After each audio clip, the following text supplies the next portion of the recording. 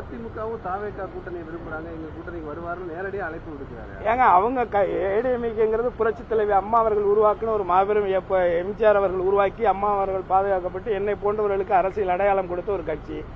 ஆனா இன்னைக்கு அவங்க நடத்துற கூட்டத்தில் அவங்க ஏடிஎம்கே கொடியை பிடிக்காம இன்னொருத்தவங்க கொடியை பிடிச்சி இவங்க ஆளுங்களே பிடிச்சிட்டு ஆட்டிக்கிட்டு இருக்கிற ஒரு அவல நிலையை நம்ம பாக்குறோம்.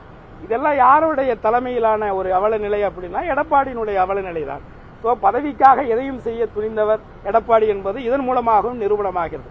தனக்கான ஒரு மாபெரும் இயக்கத்தை ஒரு எந்த விதமான ஒரு கட்டமைப்புமே இல்லாத ஒரு காட்டாரை போன்ற ஒரு வெள்ளப்பெருக்காக ஓடுகின்ற ஒரு ரசிகர் கூட்டத்தை நம்பி அவங்க கையில இவங்களே செட் பண்ணி அவங்க கொடியை எடுத்துக்கிட்டு இவங்க கூட்டத்தில் ஆட்டிக்கிட்டு அவர் இருக்காங்க இவங்க இருக்காங்கன்னு இப்படி ஒரு அவலமான ஒரு சூழலை நினைச்சு ஏடிஎம்கே தொண்டர்கள் ரொம்ப குமுறிக்கிட்டு இருக்காங்க. நிறைய பேர் எங்கிட்டே பேசுறாங்க, ரொம்ப வேதனைப்படுறாங்க. ஆனா இதுக்கெல்லாம் முதல் காரணம் எடப்பாடி தான். அவருடைய சுயநலத்திற்காக அந்த கட்சியை கூட அடமானம் வச்சுட்டு போனாலும் போவாரு. அதுல ஒன்னும் ஆச்சரியப்படுது.